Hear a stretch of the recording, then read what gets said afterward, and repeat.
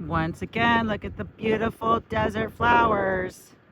I have no idea what video journal entry number this is because I haven't even posted anything but one.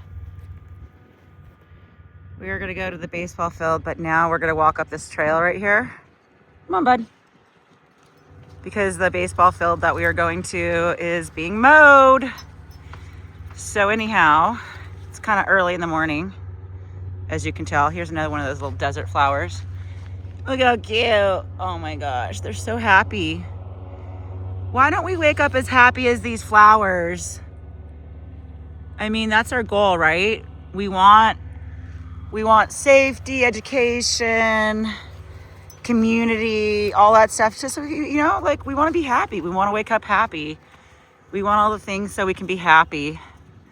So how do we just practice being happy now, you know? I think that's the key to life, is to be happy in the present moment. Come on, bud. No? Let's go. So my goal is to be as happy as these flowers. Happy as can be. Happy as can be.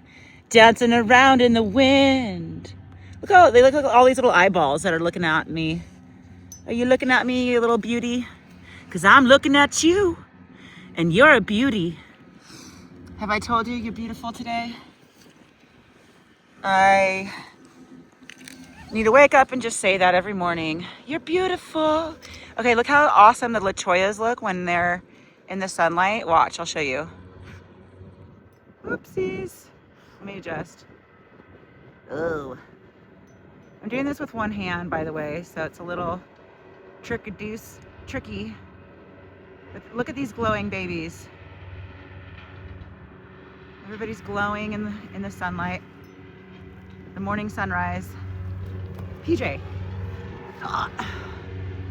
All right, here we go. Wow, look at those. So cool, right?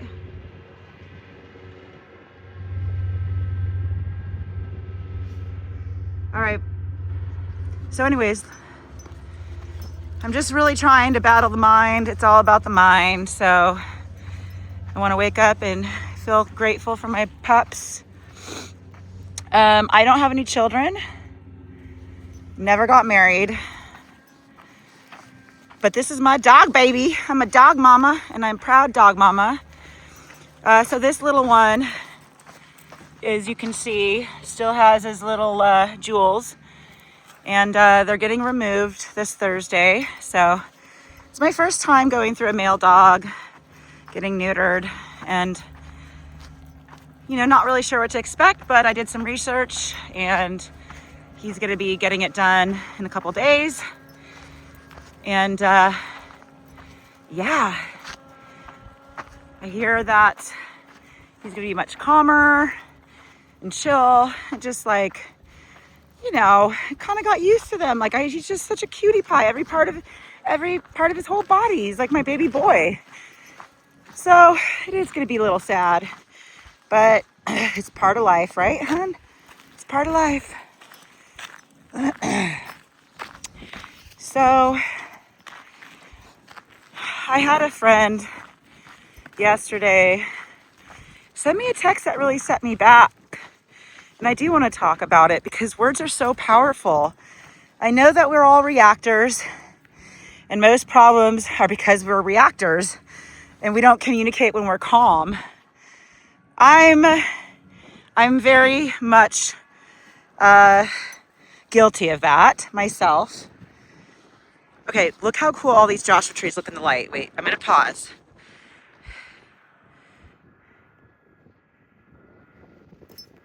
Wait, buddy, come on, let me just get this first. Haunt, just let me get this first. Buddy. The whole field of them right there. That's a wash right there. Sometimes we hike in there in the wash, but right now it's like snake season, so we want to make sure we stay on like big trails like this, because some of these baby snakes can shoot across really easily. Well, anyhow, back to what I was saying about reacting. You know, a lot of times we each have our own perspective. A lot of times people like to project, meaning however they filter it or however they receive it. is based upon, you know, their communication skills, how they perceive things, you know, how they grew up and how they process. And it's very unique. We each have our own unique processing systems. We each are, you know, when somebody sees a car accident, like if there's 6 people that were witnesses, all 6 people will have a different perspective. And doesn't mean their perspective is wrong. It's just they have a different perspective. And so when we start to understand that, and maybe just instead of reacting, ask the questions so you can understand if you're obviously not understanding. But most people don't do that. They just say something. They're so quick to shoot something that is hurtful, you know, and is not healthy in communication. Come on, bubbies. Hey, come on. Let's go. Let's walk. So I reconnected with a friend that I haven't talked to in maybe about a year. And him and his partner came over the other day, and, you know, we got to catch up, and we also had to catch up over the phone. And I basically, you know, right now, just with lots of stuff going on with people's health, and of course we're always trying to share information, but like information about the quality of the sky that day was sent to me, proceeded with a 5-minute long message about it. Now, I already know a lot of stuff, and I have to, in my own way, take in information but not let it control me with fear and anger. So I have to, for myself, you know, basically be selective of what I'm focusing on. So I have to take that information and just say, acknowledge it, but set it aside and not let it get me upset, not let it get me fearful, not let it control me. And I think that my friend didn't get the reaction that they wanted from me. Like, I didn't get as upset, or I didn't, you know, maybe I sounded insensitive, but for whatever reason, I left a voice note back, which was like, you can hear in my tone what I was saying. And after my voice message, I get a text saying that I'm full of shit, and that connecting with me was a waste of his time. And so I had to sit with those words, and it was really harsh for me, because that wasn't my intention at all. And I don't think I deserved those words.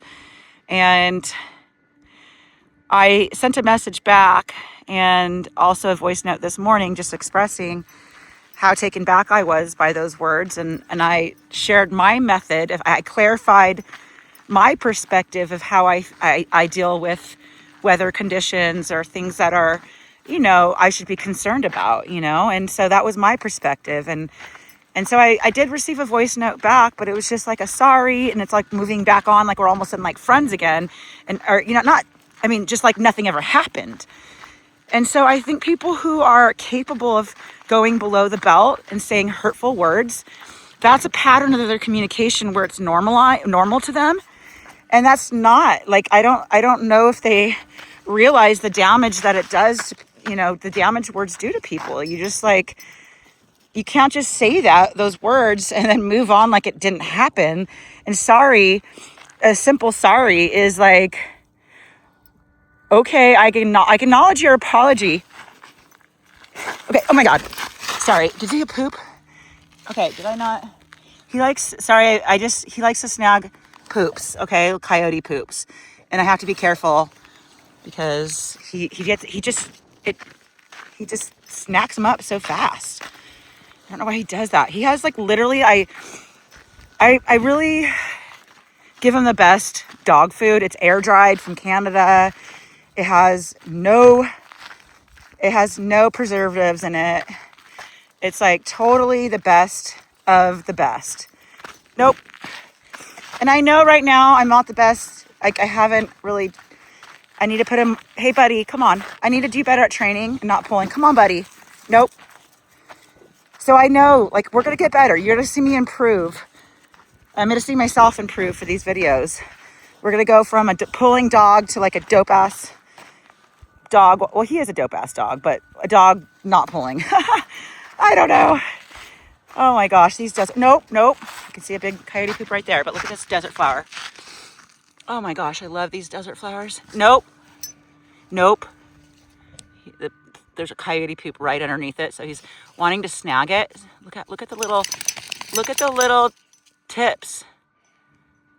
I mean, oh gosh, I forgot what those were called. I used to know the whole and all the parts of a flower. I have to start learning stuff again. Look at that. Anyway, I mean, I'm definitely not over it yet because it really took me down yesterday. It really was a shock to hear those words because this friend has never said anything like that to me. So I just like, it's hard. Look how pretty this is. It's hard just to get over it like that. You know, I will get over it, but this person's capable of going below the belt. And that is not a form of communication at all. At all. I love these little white ball flowers. Look at their little furry ones.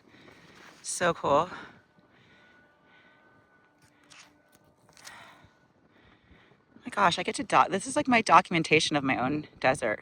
If I ever move away from here, I'll have all these videos for myself. That's why I'm doing these videos, for me.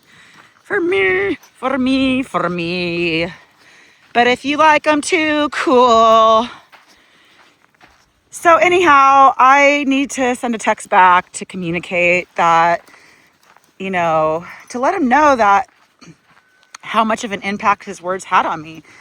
And I need to get to a point where words don't have an impact on me.